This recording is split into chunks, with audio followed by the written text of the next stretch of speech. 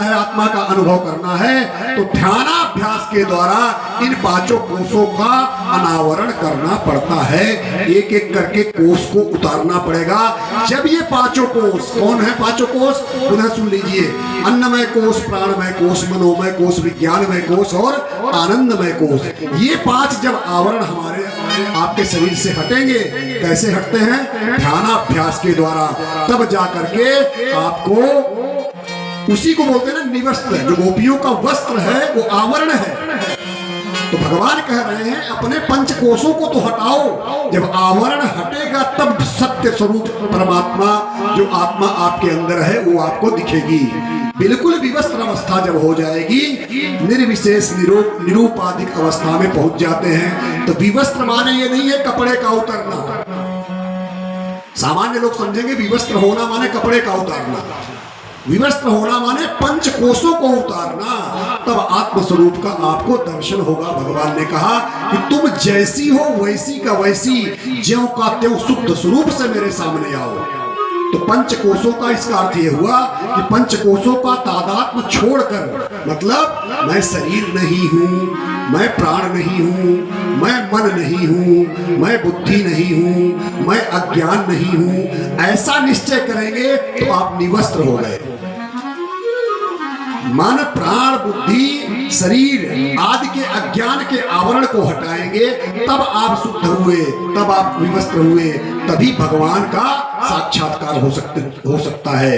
कहने का भाव यह है कि देहादि से हमने जो तादात्म्य कर रखा है ये हमारे वस्त्र है, जो ऊपर शरीर है ये वस्त्र है। इन्हीं को छोड़कर भगवान के सामने जाना, इस रीति से मनुष्य जब अपना जीव भाव छोड़कर भगवान के समक्ष खड़ा होता है तो भगवान उसको अपना लेते हैं।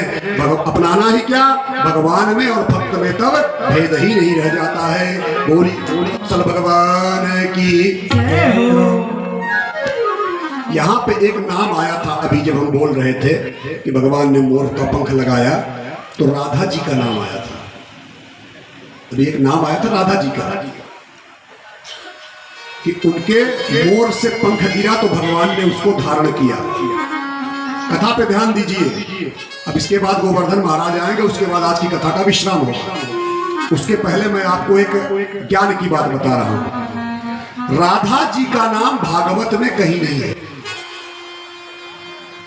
श्री राधा जी का नाम भागवत में नहीं है, क्योंकि सुखदेव जी उनके साधक हैं।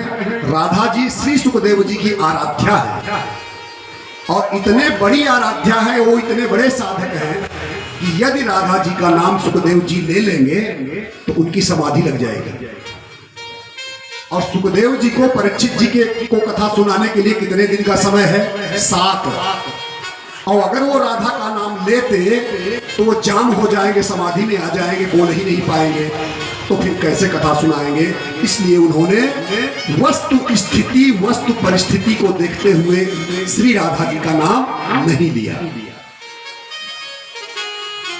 गोपी गोपी कह करके लिखे हुए हैं।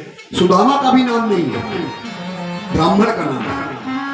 अब आप आज जनमानस जो इस पुण्य कथा के पंडाल क्षेत्र में बैठा है, आप सबके मन में एक प्रश्न जरूर आता होगा। हो सकता है समाधान आप प्राप्त कर गए हो सकता है मैं प्राप्त कर गए हो, कि ये राधा जी हैं कौन? राधा जी कौन है? लोगों से अनेकानेक तरह की बातें सुनने को मिलती हैं। कोई कहता है श्री कृष्ण की प्रेमिका है, कोई कहता है कृष्ण ने बाद में उनसे विवाह भी कर लिया, कोई कहता है कृष्ण जी उसको दूसरे की पत्नी थी घर से भगा लिया। पता नहीं क्या क्या क्या क्या क्या क्या लोग बोलते हैं कि पत्नी तो रुक्मिणी जी है, राधा जी कौन है?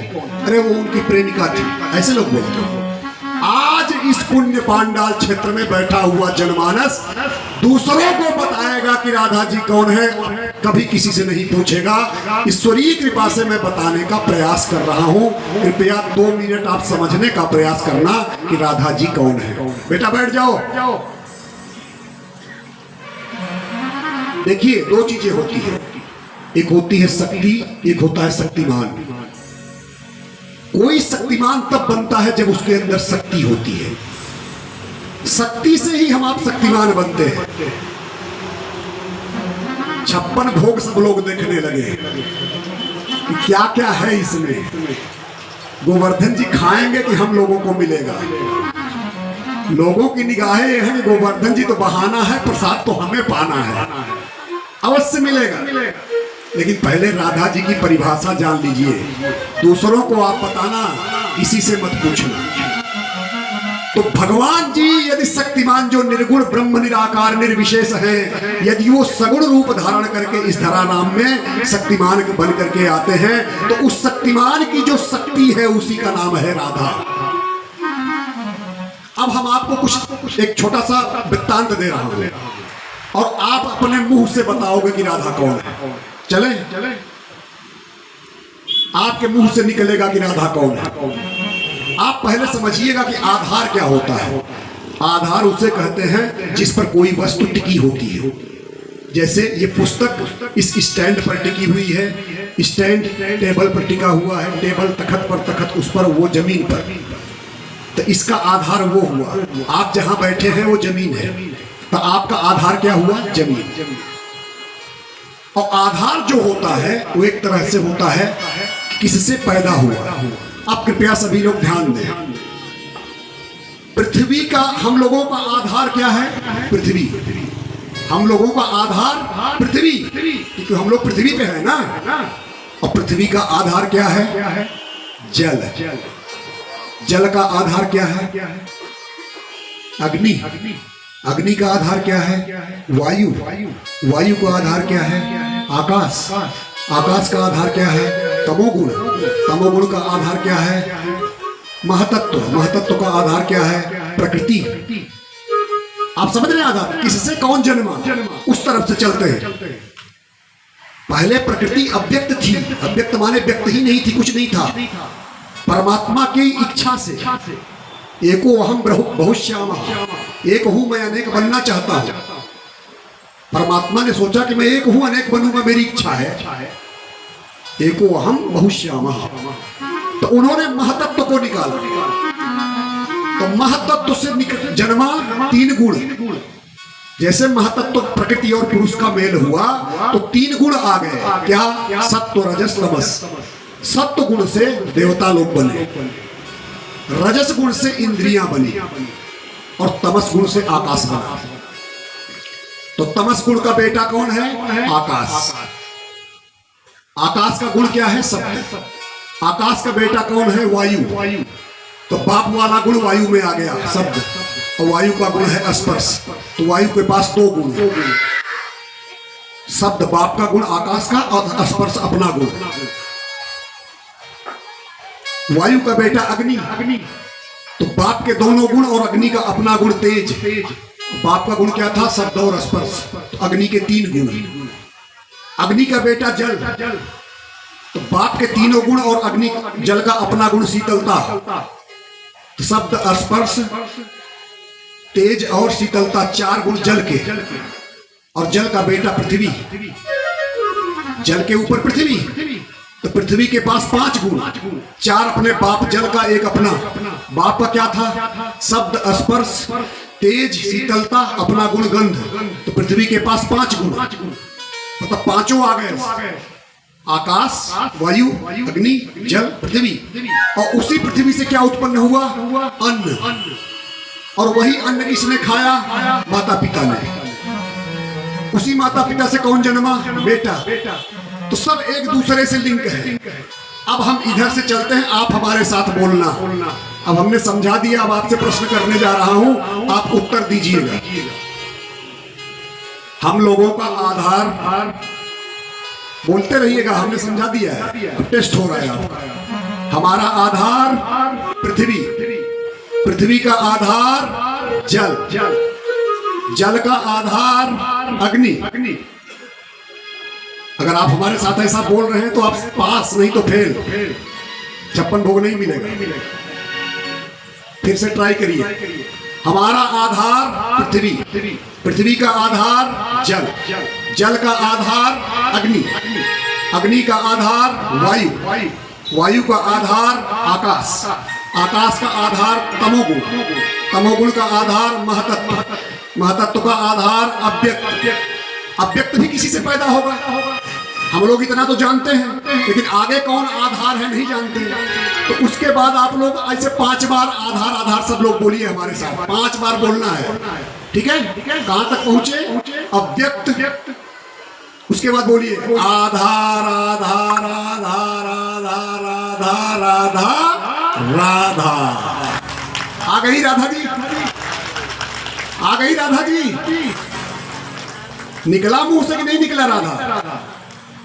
इसका मतलब क्या हुआ? राधा कौन है?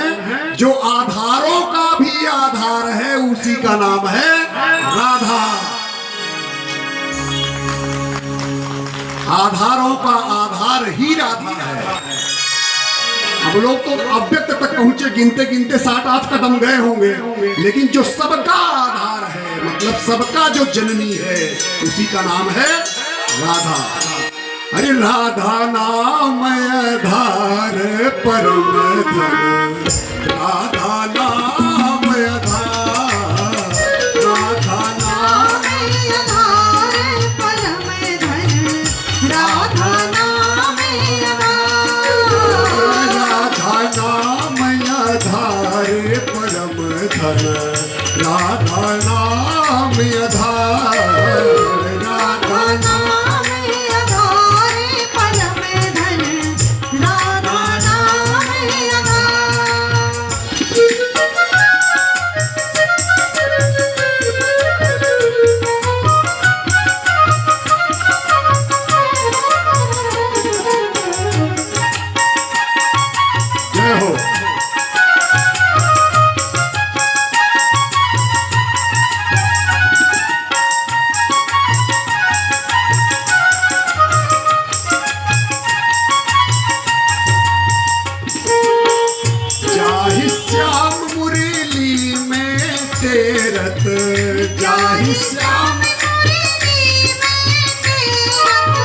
भगवान जो मुरली बजाते हैं ना, तो मुरली में उन्हीं का नाम लेते हैं।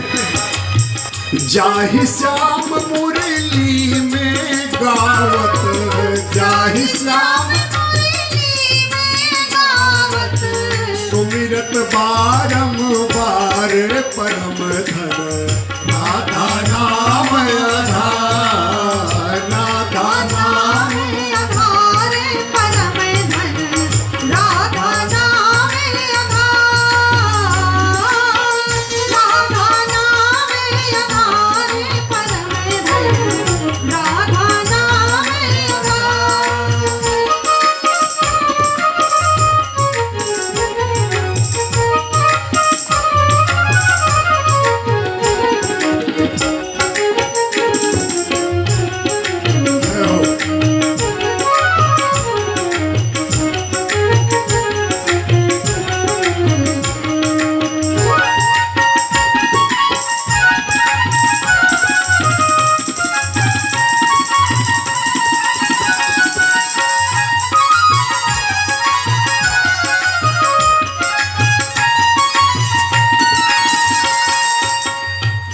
सुख प्रकट कियो नहीं आते, श्री सुख प्रकट कियो नहीं आते। सुख माने सुखदेव जी, ये जो बैठे हैं, राधा जी की आज्ञा से ये प्रकट हुए, और उन्होंने ही इस सार तत्व को आज हम मनुष्यों तक पहुंचाया है। सुखदेव जी राधा जी की आज्ञा से आए थे, तो कहा गया श्री सुख प्रकट कियो नहीं आते, श्री सुख प्रकट किए नहीं आते। जान सार को सार परम, राधा नाम आधार, आधार परम धन, राधा नाम आधार।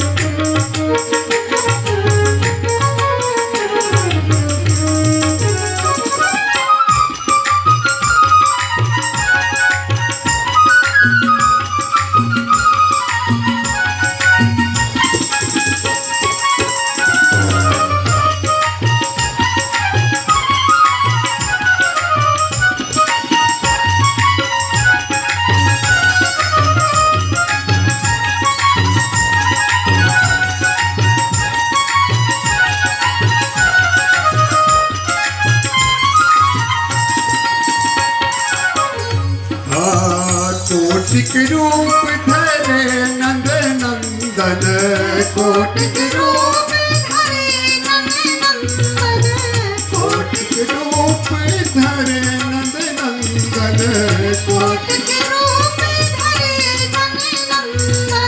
नंद नंदन मतलब भगवान कृष्ण कितने भी रूप धर ले, कितना भी रूप भगवान कृष्ण बना ले तो क्या होगा? कोटिक रूप धरे नंद नंदन, कोटिक रूप धरे नंद नंदन, कहू न पावे पार परम धन, राधा नाम आधार। कहू न पावे पार परम धन, राधा नाम नाम यधारी परम धन, राधा नाम यधार। राधा नाम आधार परम धन, राधा नाम आधार परम धन, राधा नाम बोलिए राधा रानी सरकार की जय हो। समझ गए राधा जी कौन है?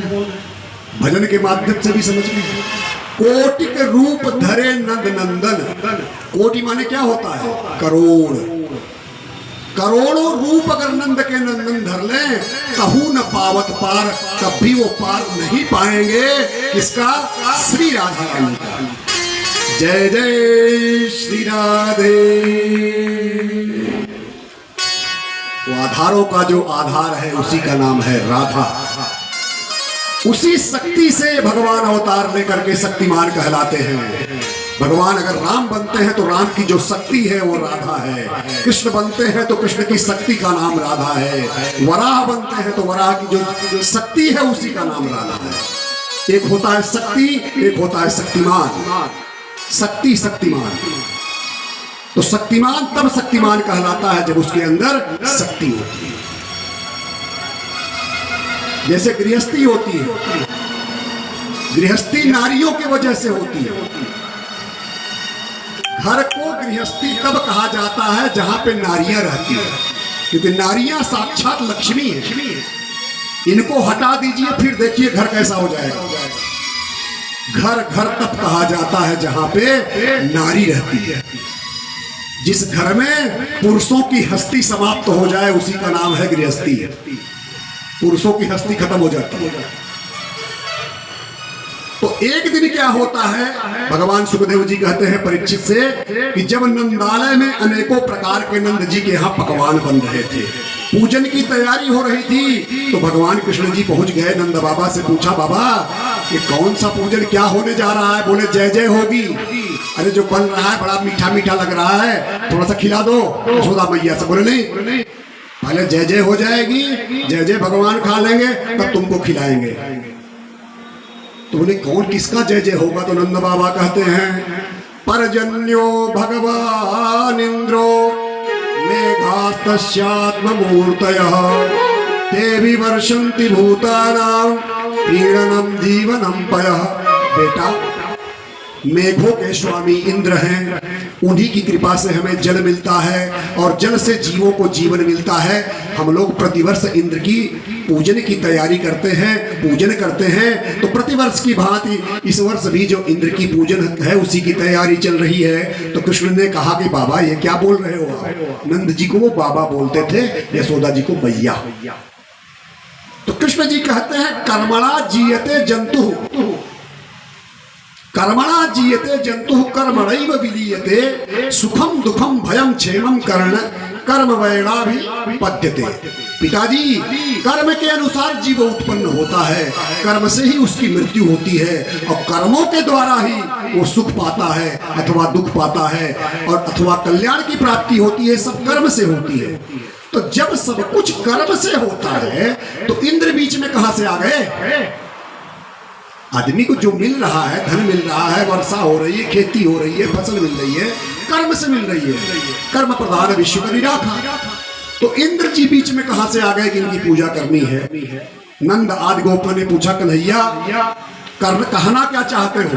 तो भगवान कहते हैं कि गायों को चारा कहां से मिलता है, बोले हमारे गिरिराज जी का जो पर्वत है गोवर्धन का, वहीं से गायें चारा लेती हैं, तो गायों का दूध हमें मिलता है, तो गाय चारा खाती हैं, बदले में हमको दूध देती हैं, दूध से मक्खन बनता है और हम लोगों का जीवन चलता है। तो असली जीवन कौन दे रहा है? गायों से चल रहा है, गाय के दूध भी हम लोग खा रहे हैं। गायों को बल कहाँ से मिल रहा है? चारा। चारा से कहाँ से मिल रहा है? गोवर्धन। तो ऐसा है, आप लोग गोवर्धन भगवान की पूजा करो, वो भी भगवान है। इंद्र की करने का क्या मतलब है? चारा गोवर्धन दे रहे हैं, लकड़ियां सब लोग गोवर्धन से ला रहे हो, घर पे चूल्हा जल रहा है गोवर्धन जी की लकड़ी से, तो कह रहे हो हम पूजा करेंगे इंद्र की। तो नंद आदि गोपों ने पूछा कन्हैया भाई, अब वो लोग इसलिए कृष्ण जी की बात मानने लगे कि छोटी सी अवस्था, अब 7 वर्ष के हैं कृष्ण, कृष्ण की उम्र है 7। चीर हर जब उनका चीर वो किए थे, चुराए थे 6 वर्ष, अब हो गए 7 वर्ष। और लोग कल्पना में पता नहीं क्या क्या बोल जाते हैं। तो नंद आदि गोपों ने पूछा कन्हैया गिरिराज की पूजा कैसे हुए है, हमें पता नहीं, हमें पता नहीं कि गिरिराज की पूजा कैसे हुए है। तो बोले हम बताएंगे, गिरिराज जी भगवान हैं और यही सब कुछ दे रहे हैं, सब घर बाल बच्चे गौओं का जो संवर्धन हो रहा है ये गोवर्धन जी से हो रहा है। तो उनकी बात इसलिए मान लिए कि छोटा सा बच्चा है 7 वर्ष का, लेकिन एक बार कालिया के ऊपर नृत्य किया, पूतना को मारा, अनेकानेक राक्षसों को रोज मार रहा है, बच्चे बता रहे हैं, तो कुछ न कुछ तो इसके अंदर चमत्कार है। तो भैया जो कह रहा है मान लो, सब लोग मान लेते हैं। सारी सामग्री एकत्रित करते हैं और गिरिराज की तलहटी में लेके पहुंचते हैं। सभी लोगों ने अपनी बैलगाड़ी में सामग्री रखी और विशाल गोवर्धन के पास पहुंच गए। बोले कन्हैया पहले क्या करो? पहले बोले गोवर्धन जी को स्नान कराओ।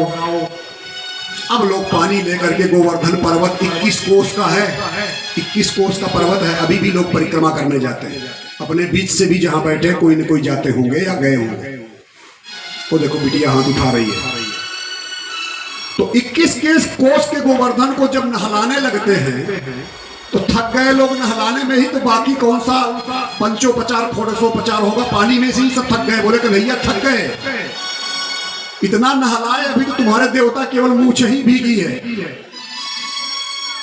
तो कन्हैया ने कहा कोई बात नहीं, रुको गोवर्धन जी से। भाई कन्हैया जी स्वयं जाकर के गोवर्धन वहां बने हुए हैं, जो मूर्ति बनी हुई है स्वयं बन गए, और इन्होंने अपने संकल्प मात्र से वहां पे मन से सोच करके गंगा का प्राकट्य कर दिया। उसको बोलते हैं मानसी गंगा। बोलिए मानसी गंगा मैया की जय हो। आज भी अगर आप मथुरा वृंदावन की यात्रा में जाएंगे तो गोवर्धन के दर्शन के लिए जाएंगे तो वहां पे मानसी गंगा भी है, आप लोग देखे हो।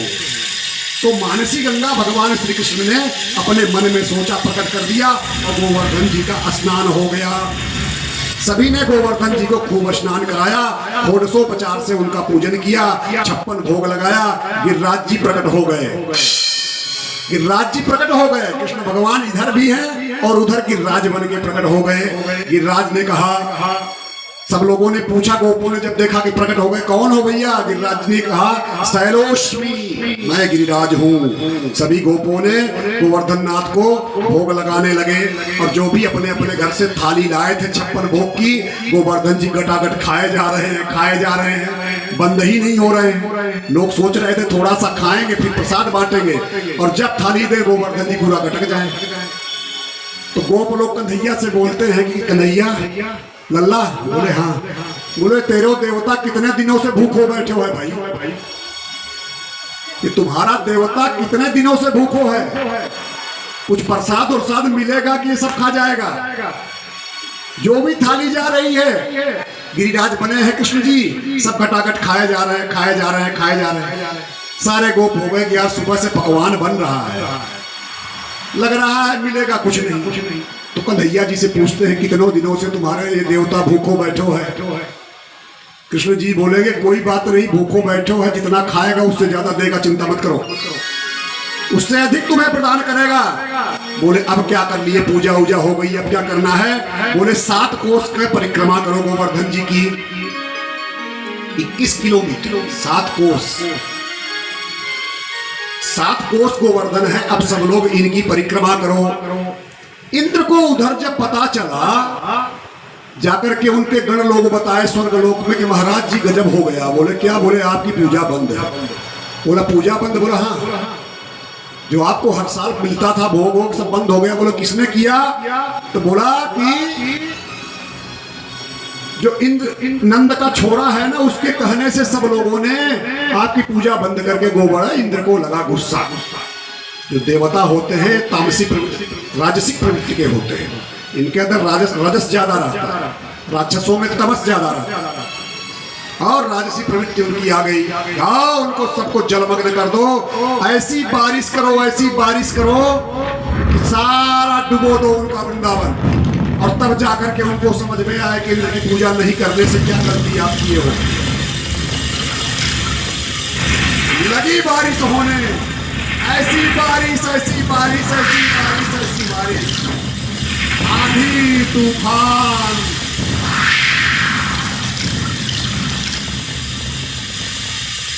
सभी लोग घबरा गए, कहाँ जाएं। किसी की बैलगाड़ी उलट रही है, कोई बच्चा लेकर के भाग रहा है। सब लोग देखते देखते कृष्ण के पास पहुंचे कि लल्ला अब क्या करें, अब क्या करें, अब क्या करें। लल्ला के पास पहुंच जाते हैं। भगवान कृष्ण ने देखा कि सब परेशान हो गए हैं, सब परेशान हो गए हैं। भगवान कृष्ण ने अपने बाएं हाथ की इस उंगली से सारे गोवर्धन को, जो 7 कोस का है, 21 किलोमीटर का, बाएं हाथ की इस उंगली से उन्होंने उठा करके छाता बना लिया। बोलिए गोवर्धनधारी भगवान की जय हो। सभी ब्रजवासी उसके नीचे आ गए और ग्वाल बालों ने भी से देखा कन्हैया ने इस उंगली से बाएं हाथ की उठाया है, तो ग्वाल बालों ने अपनी अपनी लाठी उसमें लगा दी कि हम भी सहयोग किए हैं। ऐसा मत समझना कन्हैया कि तुम्ही ने अकेले उठाया है, हम लोग भी लगाए हुए हैं लाठियां। अब वो लोग जो लाठी लगाए हैं वो लोग तो बदल लेते थे, थोड़ी देर ये लगाए हैं, अगले देर में ये वाला हाथ से पकड़ लेते थे, फिर ये हाथ थक गया तो ये वाला पकड़ लेते थे। उन्होंने देखा कि सब लोग बदल रहे हैं, लेकिन ये कन्हैया जो है एक ही उंगली ये नहीं बदल रहा है।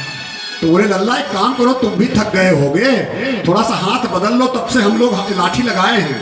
कन्हैया बोले बदल लो, बोले बदल लो। भगवान ने थोड़ा सा नीचे किया, चढ़चढ़ा करके जब उनकी लाठियां टूटी है, लल्ला बचाओ बचाओ, तब उनको समझ में आया कि हम लोग फालतू में ऐसे ही लगाए हैं, कन्हैया की वजह से रुका है। इसके पहले एक बात बताना हम भूल गए थे। जब गिरिराज बन गए कन्हैया, एक शकल में वो कृष्ण के रूप में खड़े हैं और दूसरे शकल में वो गिरिराज जी बन गए। कोई पहचाने न पहचाने, लेकिन मां से कोई नहीं बच सकता है, मां तुरंत पकड़ लेगी। जब यशोदा जी ने देखा तो बोला कि ये तो कन्हैया वहां बैठा गिरिराज बना, कपड़ कपड़ खा रहा है, छप्पन भोग।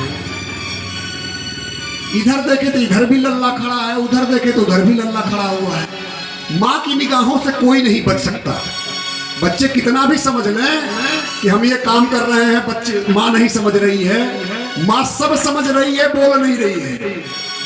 मां से नहीं बच पाओगे, 1 मिनट में पकड़ लेगी कि आपके अंदर चल क्या रहा है, वो क्या बोलती है, क्या कहती है, क्या बताती है, उसको घर को मैनेज करना है, लेकिन जानती वो सब है।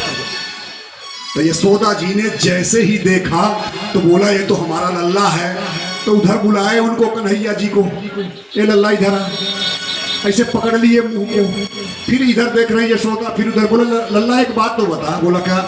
बोले तुम्हारा मोहड़ो और वो गिरिराज जी को मोहड़ो एक जैसे काहे लागो। कन्हैया सोचे अब पकड़े गए, मैया समझ जाएगी कि हम ही बने हैं। तो बोले मैया बात ये है कि जौने जिस गैया मैया का दूध मैं पीता हूं ना, तो गैया मैया घास कहां से पाती है? गिरिराज से पाती है। तो वो गिरिराज देवता भी उसी गैया मैया के दूध से हम ऐसे बने हैं, तो वो भी वैसे ही है। तो तभी मैं सोचूं कि तुम्हारो मोहड़ो और उसको मोहड़ो एक जैसे काहे लागो। माँ को उन्होंने समझा लिया। अब इधर जब उंगली इन्होंने थोड़ा सा किया, सबकी लाठियां तड़ तड़ तड़ तड़ टूटने लगी, तो ग्वाल बाल सब घबरा गए और सब ये मान गए कि ये सामान्य व्यक्ति नहीं है। अभी तक ग्वाल बाल समझ रहे थे कि जैसे हम गोप ग्वाल हैं वैसे ही ये है, लेकिन अब उनको समझ में आया कि ये साक्षात भगवान है। तो वो कन्हैया से कहते हैं कि कन्हैया इतनी ताकत तुमको आई कहां से? तुम भगवान हो क्या? हम लोगों से कन्हैया बहुत बड़ी गलती हो गई कि खेलते समय तुमको डांटते भी थे, खेलते समय तुमको कुछ बोल भी देते थे, तुम्हारे ऊपर चढ़ बैठते थे, तुम्हारे पीठ पे भी घोड़ा बन जाते थे, लेकिन तुम साक्षात भगवान हो। और भगवान समझ गए कि अगर ये भगवान फिर समझे तो फिर वही कहानी, अलमारी में बंद, डिब्बी के अंदर अगरबत्ती सुबह शाम लो, 2 काजू किशमिश लेकर के दिन भर हमको बंद कर देंगे डब्बी में। सोचे अब कौन सा बहाना बताऊं। मैया को तो उस समय बता दिया था कि तुम्हारी आंख खराब है जब मिट्टी खाए थे, और ये कह रहे हैं कि भगवान हो।